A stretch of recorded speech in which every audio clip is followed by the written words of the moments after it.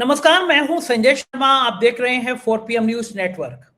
दैनिक भास्कर के राजनीतिक संपादक केपी मलिक जी से बात करने के लिए आज मेरे पास बहुत सारे मुद्दे थे। मैंने उनसे पूछा कि आखिर ये कैसे हो सकता है कि एक बलात्कारी घिनौना आदमी राम मंदिर के दर्शन करने गया और उसको वीआईपी की तरीके से राम मंदिर के दर्शन कराए गए। भगवान राम को नहीं लगा होगा कि ये बलात्कारी आदमी मेरे यहाँ क्यों आ गया। मैंने उसे पूछा कि इजराइल ने जिस तरह कहर बरसाया है कि ट्रंप साहब अब युद्ध छोड़ के भागने की जुगाड़ में है कि किसी तरह से पतली गली से निकल जाएं, इसका क्या मतलब है। और मोदी जी संसद क्यों नहीं आते। मोदी जी संसद के नाम से इतना क्यों डरते हैं। क्या राहुल गांधी की शक्ल नहीं अच्छी नहीं है, पसंद नहीं आती, या प्रियंका गांधी की बातें बहुत चुभती हैं। बहुत शानदार बातचीत है तमाम मुद्दों पर। चैनल को सब्सक्राइब करिए और फिर मेरी बात मान लीजिए, नीचे ज्वाइन बटन लगा है उसको दबाइए, छोटी सी मदद कीजिए, क्योंकि 4PM आपका अपना खुद का चैनल है। चलते हैं केपी मलिक के पास। 4PM न्यूज नेटवर्क में बहुत बहुत स्वागत है केपी मलिक साहब, आपका हार्दिक अभिनंदन। धन्यवाद संजय जी, आपका भी और आपके दर्शकों का बहुत बहुत धन्यवाद। और जितना प्यार वो हमें देते हैं उनके लिए उनका विशेष धन्यवाद करता हूं और सबको शुभकामनाएं भी देता हूं जी। एक पिक्चर आई थी अनिल कपूर की, एक दिन का मुख्यमंत्री, और उसमें एक दिन में उन्होंने क्रांति कर दी थी। लोग बड़ा डिमांड कर रहे थे ऐसी होना चाहिए सीएम। जगदम्बिका पाल को चेयर पे बैठकर देखकर मुझे वो पिक्चर याद आ गई।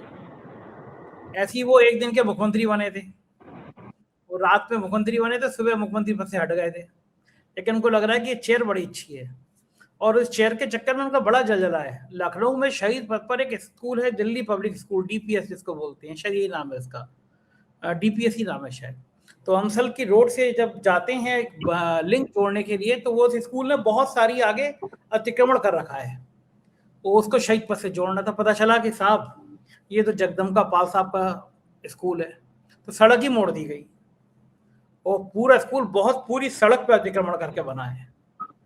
तो वो जो ऐसे नियम अनुशासन को मानने वाले जगदम्बिका पाल साहब जब चेयर पे हों, तो कोई अगर बड़ा पावरफुल आदमी साला वाला बोल दे रहा है तो चल जाएगा ना। अमित शाह ने बोल दिया, अब वो बचाने में ऐसे लगे ऐसा लगा कि अमित शाह उनको कोई नया अवार्ड दे देंगे। एक पिक्चर आई थी, अल्बर्ट पिंटो को गुस्सा क्यों आता है, या अमित शाह को साला साला याद क्यों आता है। क्या लग रहा है आपको मलिक साहब? संजय देखिए, मुझे जो लगता है आप अपने पुराने दोस्त जगदम्बिका पाल जी का कुछ फ्यूचर अच्छा देख रहे हैं, इसीलिए आपने एग्जाम्पल दिया है कि उनका जो डीपीएस बैठा हुआ है रास्ते में, उसको खरोंच ना आ जाए, भले ही सड़क को पूरा घुमाव मोड़ देना पड़े। तो आप क्या कहना चाहते हैं कि जगदम्बिका पाल को कोई दिक्कत ना हो, भले ही बिरला जी को शहीद करना पड़े, भले ही बिरला जी को कांग्रेस ना उखाड़ पाई हो, विपक्ष ना उखाड़ पाया हो, और जगदम्बिका पाल जी पुराने कांग्रेसी हैं, तो कहीं ना कहीं कांग्रेस के जीन तो दौड़ रहे हैं उनमें, पुराने कांग्रेसी हैं वो। तो कहीं ना कहीं ऐसा तो नहीं है कि उन्होंने कोई जादू गृह मंत्री और भाजपा के चाणक्य के ऊपर कर दिया हो और वो आशीर्वाद स्वरूप उनको कह देंगे नहीं नहीं ये बहुत अच्छी एक्टिंग कर रहे हैं, बहुत अच्छा अभिनेता है, बहुत अच्छा रोल निभा रहे हैं, फिल्म का नायक इन्हीं को बनाया जाएगा और अब जो है बिरला जी को थोड़ा साइड पे ही रहने दीजिए, ज्यादा अच्छा। कहीं ऐसा तो आप नहीं सोच रहे हैं?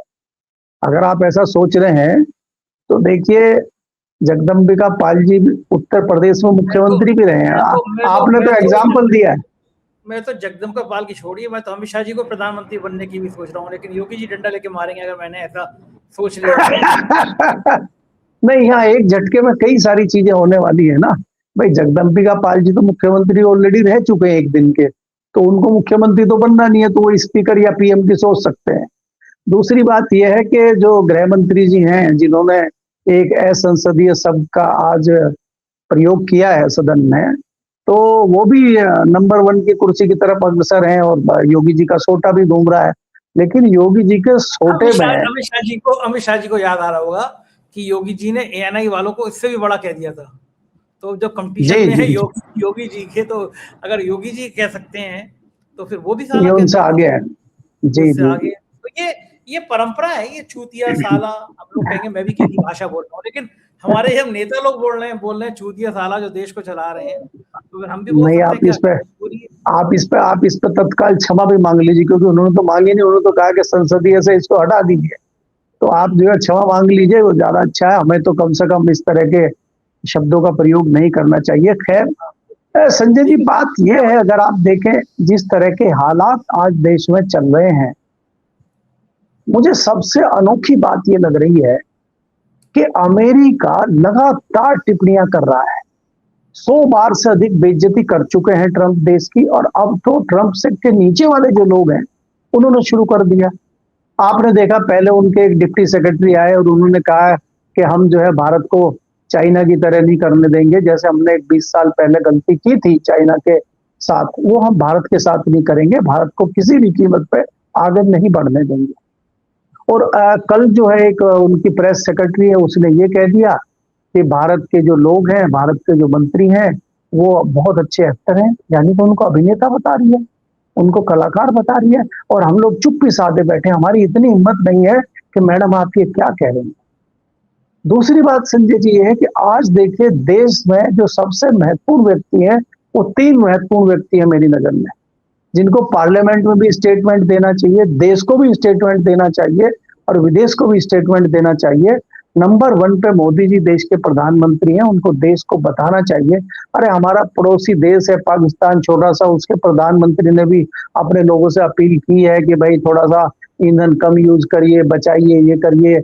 हमारे प्रधानमंत्री जी रैली में घूम रहे हैं केरल में, वहां कांग्रेस को बता रहे हैं कि कांग्रेस कुछ नहीं करने दे रही, वो अभी भी कांग्रेस के पीछे पड़े हुए हैं और देश में हालात बद से बदतर होते जा रहे हैं। आज सबसे ज्यादा जो लाइन लगी है, सबसे ज्यादा मार पिटाई एलपीजी गैस पर हुई है, वो उत्तर प्रदेश में हुई है, गोरखपुर में, नोएडा जैसी जगहों में रेस्टोरेंट बंद हो गए हैं, और अलग अलग राज्यों से बड़ी गंभीर तस्वीरें आई हैं जहां पे लंबी लंबी लाइनें लगी हुई है, और अभी तो भाई साहब 12 दिन हुए हैं। दूसरे महत्वपूर्ण व्यक्ति हमारे पेट्रोलियम मिनिस्टर, वो बताएं कि हमारे पास कितना स्टॉक एलपीजी का है, कितना पेट्रोल का है, कितना डीजल का है। क्योंकि संजय जी आपको ये देखना होगा, युद्ध अगर आज रात को भी समाप्त हो जाता है तो आप ये मत मानिए कि स्थितियां सुधर जाएंगी कल सुबह से। जितना नुकसान हुआ है हॉर्मुज स्टेट में, उसको ठीक करने में, बाकी चीजों को सुधारने में आपको कम से कम 50 से 60 दिन यानी कि 1.5-2 महीना लगेगा। तो 1.5-2 महीने का क्राइसिस है ये, अगर युद्ध आज बंद हो जाता है। और युद्ध अगर बंद नहीं होता है फिर महीनों की गिनती आप छोड़ दीजिए। तीसरे जो हमारे व्यक्ति हैं, जो गाय बगाए पार्लियामेंट में दिख जाते हैं, हमारे विदेश मंत्री, और उनकी आवाज जो है बहुत कम निकलती है, धीरे निकलती है, कई बार तो निकलती ही नहीं है, वो भी गायब है। तो जब देश के इतने महत्वपूर्ण व्यक्ति गायब हैं तो देश किस ओर जा रहा है, हमारे पास क्या है नहीं है, हमें कुछ पता ही नहीं है देश में। ये कह रहे हैं कोई चिंता वाली बात नहीं है, ये तो इस तरीके से कर रहे हैं कि जैसे बिल्ली का हमला होने वाला है और कबूतर ने आंखें बंद कर ली। तो ये कह रहे हैं चुप्पी साध लो, हर चीज पे चुप्पी साध लो, कुछ भी हो कुछ मत बोलो। अगर कोई विपक्ष सवाल पूछे तो उस पर कांग्रेस कहकर नेहरू पे हमला कर दो, कोई पत्रकार पूछे तो उसको जेल में डाल दो, कोई ट्वीट करे उसका ट्वीट हटवा दो, कोई कार्टून बनाए उस पर एफआईआर कर दो। ये उस काम पे लगे हुए हैं, लेकिन ये अपनी गलती को स्वीकार करते हुए उस गलती को ठीक करने की कोशिश नहीं करेंगे, ये लोगों को लपेटने पर लगे हुए हैं। तो ये देश का हाल है। आप ये देखिए कि क्या प्रधानमंत्री जी को ये आभास नहीं था जब ये इजराइल से आए थे कि इस तरह की परिस्थितियां बन रही हैं, और क्या उन्होंने इस तरह का 10 दिन का भी आपने स्टॉक नहीं रखा था क्या? हमें तो 12 दिन में ही चूं बोल गए हम तो हमारे पास स्टॉक कहाँ है, हम कर क्या रहे हैं? और आप दुर्भाग्य देखिए देश का, कि देश में बहस हो रही है एक स्पीकर के अविश्वास प्रस्ताव पे। यहां तो मैं विपक्ष को भी जिम्मेदार मानता हूं। विपक्ष ने क्यों नहीं कहा कि हम इसको स्थगित करते हैं? विपक्ष को मालूम था कि हमारा प्रस्ताव गिर जाएगा, और विपक्ष इसको बहुत अच्छा मौका मिल गया था, बहाना मिल गया था। विपक्ष ये कहता कि अब हम छोड़ देते हैं, बिरला जी हमारे लिए बहुत महत्वपूर्ण नहीं है, हमारे लिए देश महत्वपूर्ण है। हमें बताया जाए कि देश में कितना स्टॉक है तेल का, कितना है एलपीजी का, और आज हम देश के साथ हैं, राष्ट्र के साथ खड़े हुए हैं। और मोदी जी आए और देश के साथ हम किधर, किसके साथ जाना है, किसके साथ नहीं जाना है, हमें बताएं। संजय जी, आज हम कह सकते हैं क्या कि हम अमेरिका के साथ खड़े हैं, अमेरिका हमारा मित्र है? अगर अमेरिका हमारा मित्र है तो घड़ी घड़ी हमारी बेइज्जती क्यों कर रहा है? अगर रूस हमारा दोस्त है तो हमारे साथ क्यों नहीं खड़ा हुआ है? और हम अगर ईरान के साथ नहीं है तो मना क्यों नहीं कर रहे हैं कि हमारा ईरान से कोई लेना देना नहीं? ईरान का कितना बड़ा नुकसान हमने किया है कि हमारे यहाँ पे मेहमान बन के उनका एक जहाज आया है और जिसमें लगभग 100 लोग हैं, और वो हमारे यहाँ से जाते हुए जिनके पास हथियार भी नहीं थे, एक हिसाब से शांति सैनिक उसमें थे, और उनको निशाना बनाया गया। वहां तो युद्ध क्षेत्र भी नहीं था, श्रीलंका के साथ तो युद्ध हो नहीं रहा है। हम ये कह के पल्ला झाड़ने के वो हमारी उसमें क्षेत्र में नहीं था, ये कह के पल्ला झाड़ने बच थोड़ी सकते हैं। हमारे यहाँ से गया, कम से कम निंदा तो करें, हम कुछ तो कहें। हमारी हिम्मत ही नहीं हो रही कुछ करने की, तो हम कर क्या रहे हैं हमें कुछ पता ही नहीं है। क्या कहीं कल को ऐसी स्थिति तो नहीं बन जाएगी कि हमें कोई जरूरत ही नहीं है संविधान की, जरूरत ही नहीं है किसी पार्लियामेंट की, जरूरत ही नहीं है कहीं बहस करने की। जब हमें करना होगा तो प्रधानमंत्री जी आके संबोधन कर देंगे। देखिए, जिस बिरला को हटाने की बात आप कर रहे हैं, प्रधानमंत्री जी उनके राजस्थान में जाके उनकी तारीफ कराए, क्या तारीफों के पुल बांधे हैं। देखिए, जैसे ही स्टीम फाइल में नाम आया हमारे हरदीप पुरी जी का, उनको बधाइयां देनी शुरू कर दी प्रधानमंत्री जी ने। वहां का बहुत अच्छा स्टेटमेंट प्रधानमंत्री जी का आ रहा है, बाकी जगह स्टेटमेंट नहीं आ रहा। तो इसके क्या कारण है, इसके क्या मतलब है, ये कारण भी हमें जानने होंगे, समझने होंगे। बात तो ठीक है आपकी मलिक साहब, लेकिन एक बात समझ में नहीं आती कि प्रधानमंत्री जी संसद में आते क्यों नहीं। उनको राहुल गांधी की शक्ल पसंद नहीं है, प्रियंका गांधी की बातचीत पसंद नहीं है। कारण क्या है? वो पार्लियामेंट से भागे भागे क्यों रहते हैं? भाई सदन है, उसके हाउस के नेता है वो, लेकिन वो उनको मन ही नहीं लगता सदन में। ऐसा क्यों है? कारण क्या है? संजय जी, आप देखिए कि प्रधानमंत्री जी जिस प्रकार से डरे हुए हैं और जिस कारण से डरे हुए हैं, वो आप भी जानते हैं, मैं भी जानता हूँ, प्रधानमंत्री जी भी जानते हैं, विपक्ष भी जानता है, राहुल गांधी भी जानते हैं। राहुल गांधी ने जो सवाल पूछे हैं, उन सवालों के जवाब से मोदी जी डरे हुए हैं।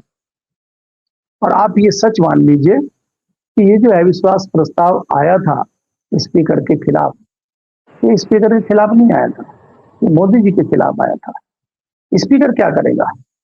स्पीकर तो वो आज तो कह दिया वेणुगोपाल ने पार्लियामेंट, स्पीकर तो बहुत अच्छे ओम बिरला जी, बस उनको प्रधानमंत्री के दबाव में है।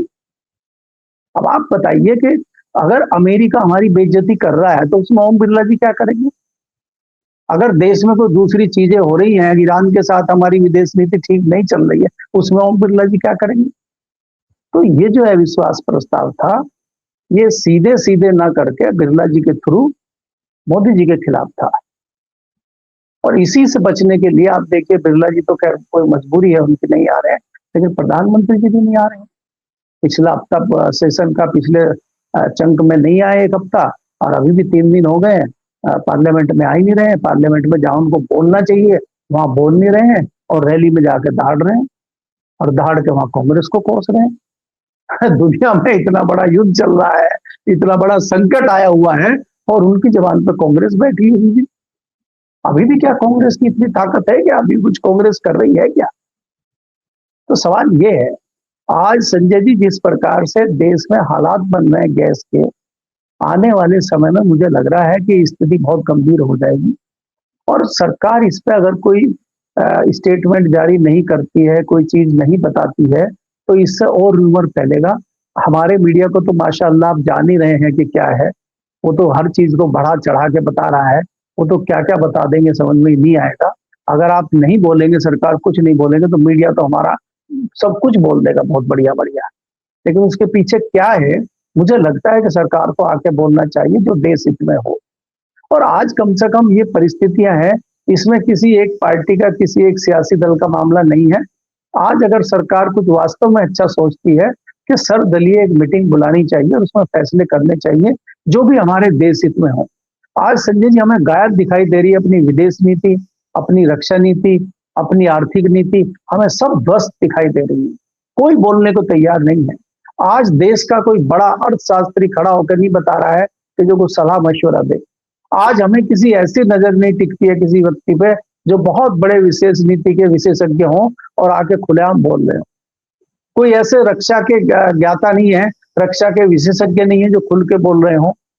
खाली एक दो जो पुराने अपने रिटायर्ड फौजी हैं, वो उनके दाढ़ने के अलावा कोई नहीं दाढ़ रहे। एक वो बड़ी मूछ वाले बोलते हैं आजकल, उनका नाम मुझे ध्यान नहीं आ रहा, पहले तो बीच में वो भी थोड़ा बंकाई का असर आ गया था उन पे, लेकिन वो असर निकल गया उनका। तो आजकल थोड़ा वो दाढ़ रहे हैं, लेकिन वो भी थोड़ा सा कम दाढ़ रहे हैं, जितना दाढ़ना चाहिए उतना वो भी नहीं दाढ़ रहे हैं। तो जितनी नीतियां हैं, ये नीतियां कहीं ना कहीं सामने दिखाई नहीं दे रही हैं। तो हमें लग रहा है ये देश के लिए अच्छा नहीं है। सरकार को और विपक्ष को एक साथ मिलकर देश हित में क्या निर्णय हो सकता है, ये आज के समय में लेना चाहिए, मुझे ऐसा लगता है। संजीव, बात तो आपको ठीक है कि सबको एक साथ मिलकर निर्णय लेना चाहिए। और आपने सिलेंडर की बात करी, एक वीडियो बड़ा वायरल हो रहा है, मैंने भी ट्वीट किया है। एक्स निकलते ही नहीं है मुझसे, ट्वीट निकलता है, ट्वीट किया है। वो अभी चिल्ला रहा है कि हमें रोटी नहीं चाहिए, हमें गैस का सिलेंडर नहीं चाहिए, हमें मंदिर चाहिए। तो मैंने वो ट्वीट किया कि जो इन लोगों की तमन्ना थी वो तो मिल गया इनको, तो सिलेंडर की काय की जरूरत है, चूल्हे पे खाना बना नहीं, लेंगे। लेकिन संजय जी, जिस मंदिर की आप बात कर रहे हैं अयोध्या में, तो वहां राम रसोई बंद हो गई आज, ये खबर नहीं है आपको? और राम रसोई बंद करके उस पे वो लगाया गया है, वहां पे नोटिस लगाया गया है कि एलपीजी गैस खत्म होने के नाते, ईरान का युद्ध चलने के नाते गैस खत्म हो गई है, इसलिए राम रसोई बंद कर दी गई है। और मंदिर बना के क्या करेंगे आप जब रसोई नहीं चल रही? वहां पर राम रसोई भाई अयोध्या में, बाकी तो छोड़ दीजिए आप। किसी अगर गोरखपुर में बंद हो जाए, मठ में, तो हमें समझ में आता है, लेकिन अयोध्या में राम रसोई बंद हो गई और सीता रसोई भी चल रही है क्या, ये भी देखना होगा, क्योंकि सीता रसोई भी वहां बहुत फेमस है। तो नहीं, जब मंदिरों की रसोइयां बंद हो रही है, ये बड़ा ताज्जुब है कि ऐसे मौके पे बंद हुई जब इतने महान संत, जिनके यहाँ प्रधानमंत्री जाके डांस करते रहे, महान आशाराम बापू गए हैं राम मंदिर का दर्शन करने के लिए, वीआईपी तरीके से उनको दर्शन कराया गया है, इतना महान काम किया है, छोटी सी बच्ची के साथ बलात्कार किया है, तो ये एपिस्टीन फाइल वाले लोग तो उनको वीआईपी माने गई, चोर चोर मौसेरे भाई। तो जिन जिन के नाम एपिस्टीन फाइल में, वो तो वीआईपी दर्शन कराएंगे ही कराएंगे। बताइए, एक बलात्कारी को वीआईपी दर्शन करा रहे हैं भगवान राम के मंदिर के, तो रसोई तो बंद होगी। भगवान राम भी कहेंगे कि कहाँ ये गंदा आदमी हमारे यहाँ आ गया। उसको गनर ओनर में देख रहा था फोटो, गनर ओनर के संग वीआईपी तरीके से उसको दर्शन कराए जा रहे हैं। ये बलात्कारियों को महिमा मंडित करने वाली सरकार हो गई है कि जहां पे लड़कियों का शोषण होगा, यौन शोषण होगा, बलात्कार होगा, उनका महिमा मंडन किया जाएगा। ऐसे गुंडे बलात्कारी को वीआईपी सिक्योरिटी देने का क्या मतलब, बताइए मलिक साहब। संजय जी, वो तो सर्वविदित है, कितने बड़े व्यक्ति हैं वो, और वो कई बलात्कार के केस में, मर्डर के केस उनके ऊपर चल रहे हैं, लगातार लंबे समय से जेल में है, जाने माने संत हैं, आज भी वोटों को प्रभावित करते हैं, वोट तो लेने हैं, वोट के लिए कुछ भी करेगा। दूसरी बात यह है कि जिनके पीछे 4 वोट नहीं है, जो नए क्रांतिकारी आए हैं, वो उनके ऊपर आरोप नहीं है, वो सचमुच जेल में रह चुके हैं, सजा काट चुके हैं, और अभी कई आरोप लग रहे हैं, कई केस चल रहे हैं, और वो घोषित बदमाश है। आशुतोष महाराज, जिनको बोल रहे हैं आजकल महाराज लगाने लगे हैं लोग उनके सामने, वो पीछे पड़े हैं शंकराचार्य जी के। मैं कह रहा हूं उनके ऊपर कोई ऐसा, गुंडे के ऊपर, मैं कह रहा हूं कोई ऐसा आरोप नहीं है। भारतीय आपराधिक कानून, कोई भी ऐसा लॉ नहीं है जो उनके ऊपर नहीं चस्पा है। उनके ऊपर मेरी नॉलेज में 71 मुकदमे चल रहे हैं अभी, कुछ में सजा हो चुकी है, कुछ एफआईआर चल रही है, कुछ में सुनवाई चल रही है, कई में वो आरोपित हैं, उनके भाई आरोपित हैं, उनकी भाभी आरोपित है। वो पूरा क्रांतिकारियों का पत्रकार, वो ग्रुप है, परिवार है, कई क्रांतिकारियों का परिवार है, और दुर्भाग्य से वो शामली का है। शामली में कांदला एक कस्बा पड़ता है, वहां का वो परिवार है। और आप देखिए कि उसी कांदला में आज एक छोटी सी नन्ही मुन्नी बच्ची ने कांदले का नाम और शामली जिले का नाम जो है सम्मानित भी करने का काम किया है कि उत्तर प्रदेश में सबसे अधिक नंबरों से पास होने वाली आईएएस बनी है वो लड़की। तो वो भी काम वहीं हुआ है।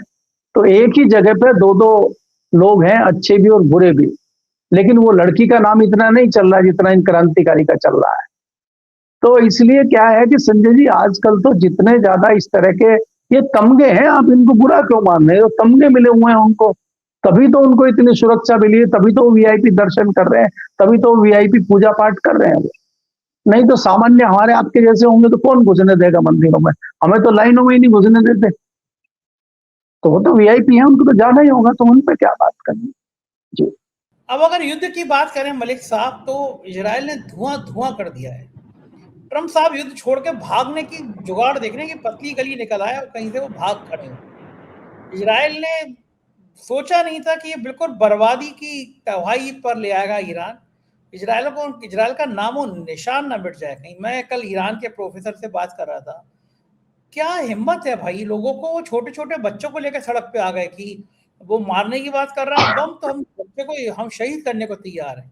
ये हौसला, ये जज्बा खामनेई साहब के मरने के बाद उनको जो एक्चुअल में करबला की लड़ाई है वो लोगों को याद आ रही है। और अब तो खाड़ी के देश भी सोच रहे हैं कि तुम दोनों की लड़ाई में हम मारे जा रहे हैं। वो अमेरिका से कह रहे हैं अपने ये रायता समेटो यहाँ से भाई, अब तुम्हारे चक्कर में हमारा देश बर्बाद हुआ जा रहा है। क्या लग रहा है ये मेरे को, इजराइल इतनी बड़ी गलती कैसे कर गया? मोदी जी गए थे इजराइल में, समझा के नहीं आए थे प्रधानमंत्री को? संजय जी देखिए, मैं अभी आपको बात करते करते मैंने अभी खबर निकाली है, और इस खबर में ये है कि अभी तुर्की के जो राष्ट्रपति हैं उन्होंने कहा है कि ईरान अगर युद्ध नहीं रोकता है तो पूरा मिडिल ईस्ट इसकी चपेट में आ जाएगा। आप ये सोचिए कि ईरान ने त्राहिमाम कर दिया है पूरे मुस्लिम कंट्रीज को, और वो आका के पास जा रहे हैं, आका सुन नहीं रहे हैं उनके। देखिए ये जो पीछे वेनेजुएला की घटना हुई थी कि वहां के राष्ट्रपति को आए और उठा के ले गए दादागिरी में और सब चुपचाप हो गया, कहीं कुछ नहीं हुआ, इसी गलत फहमी में इजराइल और अमेरिका थे।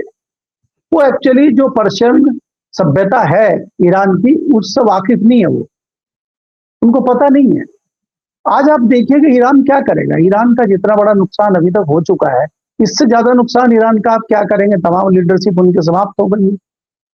ईरान अपने अस्तित्व की लड़ाई लड़ रहा है, और ईरान तो कह रहा हमें तो खत्म होना ही है, लेकिन आपको खत्म करके हम खत्म होंगे। तो उनके पास अब खोने को कुछ नहीं है, और उनको अपना देश बचाने के लिए, अपने लोगों को बचाने के लिए उनके पास भावना भी है लड़ने की, कारण भी है। जिस प्रकार से आपने स्कूलों पे हमले करके नन्ही बच्चियों की जान ली है, ये कितना अमानवीय है। आपने उनके लगभग 100 ऐसे जवानों को मौत के घाट उतार दिया जो शांति सेना में ट्रेनिंग लेके जा रहे थे, एक किसी कार्यक्रम में आए थे, वो तो युद्ध में थे नहीं, आपने उनको मार के आप जो छाती पीट रहे हैं अपनी। तो इस तरह से अमेरिका और इजराइल को बड़ी गलत फहमी थी, अब वो गलत फहमी टूट गई है। संजय जी आप याद करिए ना, जो तस्वीरें दिखी थी तीसरे दिन ट्रंप की, उसकी बॉडी लैंग्वेज देखिए, चेहरे की रौनक गायब थी और लग रहा था जैसे अभी रो देंगे। आज बहुत हालत खराब है, इनको रास्ता नहीं मिल रहा है। और यहां मैं एक बात और कह दूं संजय जी, देखिए आज हमारे देश में जो भी शीर्ष नेतृत्व है उसकी ना इतनी औकात है, ना इतनी ताकत है। आज अगर देश में कोई अच्छे विद्वान व्यक्ति होते, आज हमारे हाथ में बहुत बड़ा गोल्डन चांस था, या भारत मध्यस्थता कर सकता था इजराइल और अमेरिका और ईरान के बीच में, क्योंकि ईरान से हमारे ताल्लुकात बहुत बढ़िया है। उनकी संस्कृति से कई सारी चीजें हमारी संस्कृति की मिलती जुलती है।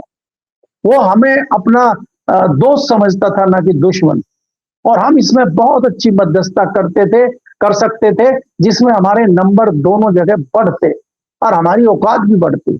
आज तो हम क्या, वो वर्ड तो मैं यूज नहीं करूंगा, क्या बने हुए हम अमेरिका के लिए, हम तो जूते चाट रहे हैं उसके। तो हमने तो ये विदेश नीति अपनी बना रखी है। आप सोच के देखिए कि अगर हमारे पास आज कितना गोल्डन चांस था, आज दुनिया का कोई देश इतनी हिम्मत नहीं कर पा रहा है कि ईरान के और इसके बीच में आके बात करने की कोशिश करे। भारत कर सकता था, क्योंकि भारत के ताल्लुकात पुराने इस तरीके से थे। और आप देखिए कि गल्फ कंट्री हो, चाहे दूसरी मुस्लिम कंट्री हो, चाहे फिलिस्तीन हो, भारत के संबंध कितने बढ़िया रहे। और ये कोई खाली कांग्रेस की बात नहीं है। आप वाजपेयी जी के पुराने बयान निकाल लीजिए, फिलिस्तीन के लिए वो क्या कहते थे कि जो फिलिस्तीन का है फिलिस्तीन को मिलना चाहिए, इजराइल का यहाँ कोई हक नहीं है। ये तो वाजपेयी जी कहते थे, वो भाजपा के ही थे। तो हम तो सच को सच और झूठ को झूठ कहते रहे हैं। सच्चाई के साथ चलना हमारी संस्कृति रही है। हमारे यहाँ नैतिकता से बात होती है, हम डरते नहीं है किसी से। लेकिन आज किस चीज का डर है, क्यों हम बोल रहे हैं, हमारी क्या मजबूरी है, ये भी शायद आपको पता ही है। ठीक बात कह रहे हैं। तो डर के आगे जीत नहीं, यहाँ तो डर के आगे हार है। डर के आगे हार है, एपिस्टीन फाइल का जिद बोला है। बहुत बहुत शुक्रिया मलिक साहब, बातचीत की आपने, समय दिया, धन्यवाद। ये थी केपी मलिक जी, पूरी बातचीत आपने सुनी और केपी मलिक जी ने बड़ी बेबाक तरीके से बताया कि राजनीति कहते किसे हैं, 56 इंच के सीने और विश्व गुरु के डर का कारण क्या है। मुझको यकीन है बातचीत आपको पसंद आई होगी। अपनी राय से जरूर अवगत कराइएगा, चैनल को सब्सक्राइब करिएगा। बहुत बहुत शुक्रिया, थैंक यू।